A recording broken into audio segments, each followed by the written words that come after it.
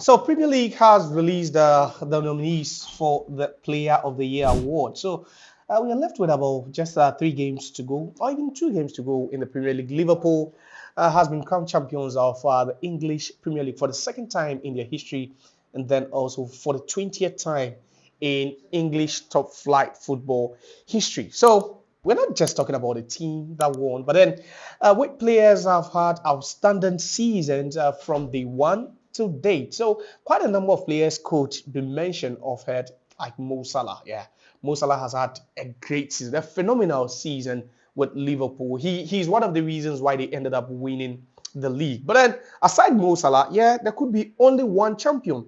But then there are other players as well, who punch above their weight, they pull the strings to at least make their teams relevant at the season. But then we'll be going through the list in a bit to see which player could be, the front runner for this prestigious award, and then also with players, if they even deserve to be a part of the 8-man shortlist for the Premier League Player of the Year. Now, before I continue, don't forget to subscribe to the channel and then also hit on the notification button. Now, let's go through the list. So, 8 players are vying to win the Premier League Player of the Year award.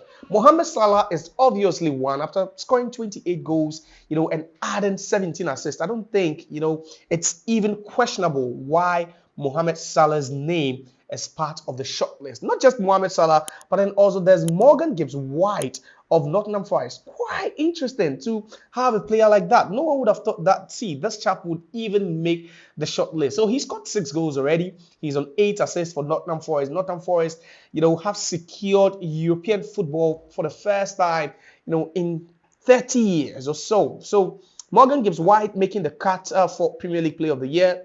Come on, it's justified. With these numbers, you expect that he should be there. Not just Morgan Gibbs-White, but then back to Liverpool, there's Ryan Gravenberch. There's a player that we also had a Georgian club. So Ryan Gravenberch is still a young player, despite the fact that he's played for Ajax. He's moved to Bayern Munich, where it didn't work out, then back to Liverpool. But then, if you're talking about one of the best defensive midfielders this season in the Premier League, then trust me, you wouldn't mention 3 without mentioning Ryan Gravenberch. Yes, you could mention Rodri, who's been on the sidelines, for the larger part of this season. There's Thomas Partey, who is also at Arsenal, but then Ryan Gravenberch has been a true revelation for Liverpool this season. And he's been the man who has pulled the strings in midfield for them. He's been so tight in midfield. And you're wondering, could this be the chance for him to even win the Premier League Player of the Year? But then we'll get to see if he even, stands a chance of winning it. Now, there's also Brandon Mbeumo of Brentford. This chap, I think, could be the next African Player of the Year. Brandon Mbeumo. What a season he's having at Brentford. So, Brentford are, playing so well this season, and there's one man behind their success. Yes, you can talk about Yohan Wissa, who is also an African. He's played so well for Brentford this season, but you can't negate or even neglect Brandon Mbeumo's contribution to Brentford's success this season. So Thomas Frank has even admitted that Brandon Mbeumo, to some extent, is his most important player. Come on, you can't take away his contribution to Brentford's good season, this particular season. Now, there's Declan Rice, also of Arsenal. This guy, he's not been that bad, but he's been good for Arsenal. So, for the 3rd season running, Arsenal finished as runners-up in the league. That's something that they have done previously about 20 or over 20 years ago. But then there's one man who has always been, that link between the midfield and attack and been so hardworking. And I remember those free kicks he scored in the UEFA Champions League quarterfinals against Real Madrid. Those were sumptuous goals he scored. But we are talking about the Premier League Player of the Year nominees. And Declan Rice is one of the players gunning for the award. I don't know what you think, though, but I think, he's played a big part. At least they fought for the title with Arsenal. He did a great job, but then unfortunately, Liverpool had so much firepower and quality than Arsenal. But then, like I always say, I would never discredit the impact of Declan Rice in this Arsenal team. Then Alexander Isak of Newcastle. So there's a guy who helped Newcastle to break the 70-year drought of not winning a competitive or even a competitive trophy, if I should say. So they won a major trophy for the first time in over 70 years after they beat Liverpool to the Carabao Cup. at Wembley, and Isak scored in that game. But what a phenomenal season he's having. He scored 23 goals in the Premier League this season. Only Mohamed Salah has scored more than this guy. It tells you that he's a goal machine. And Newcastle are also in the hunt to play UEFA Champions League football for the second time in 5 years. What a season they've had. They've had a great season. And I'm not surprised that Alexander Isak is one of the names we find amongst the 8 players gunning for the Premier League Player of the Year award. Now, Virgil van Dijk is also there. Rock solid in defense. You talk about one of the best and most consistent centre-backs we've seen in the Premier League in the last 8 years.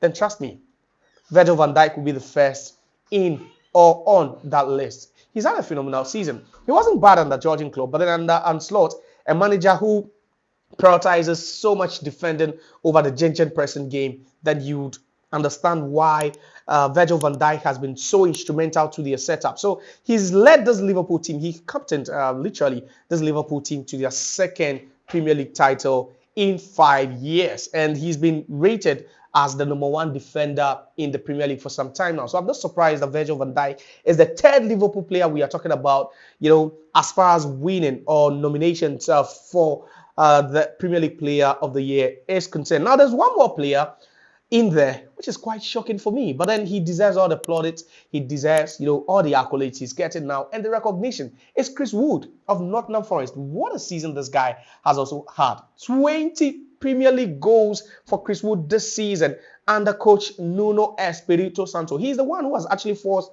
Taiwo Awoniyi at the Nigerian international to the bench because he's playing some exciting football. And one of the things has to do with the fact that he's blending and gelling so well with the youngsters like Anthony Elanga and then also Morgan Gibbs-White. So Chris Wood finds his name over there after scoring 20 Premier League goals this season for Nottingham Forest. And he's helped Nottingham Forest clinch European football for the first time in 30 years. That's quite some good season he's had over there. Quite remarkable, if you should ask me. So 8 players gunning for one award. Mohamed Salah in there. There's Morgan Gibbs-White. There's Ryan Gravenberch. There's Brandon Mbeumo. There's Declan Rice. There's Alexander Isak. There's Virgil van Dijk. And then also Chris Wood. Now, I don't know. We've heard about all these players and their incredible statistics for the season. For me, I think perhaps Mo Salah and Isak should be gunning for this trophy. Mo Salah has had a phenomenal season. And, at some point you were thinking he was ever going to be the first player in the history of the Premier League to score 30 plus goals and assist 20 plus goals in the Premier League. We remember Thierry Henry scoring 20 and then assisting 20 at some point. Yeah, but there's never been a 30-20 season. And Salah is on course to achieve that.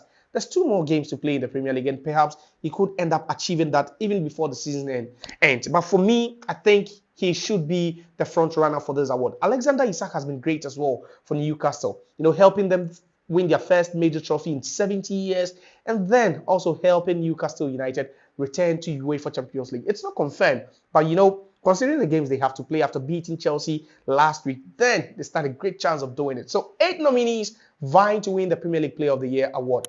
Which player are you going for, and why do you think that player deserves the award?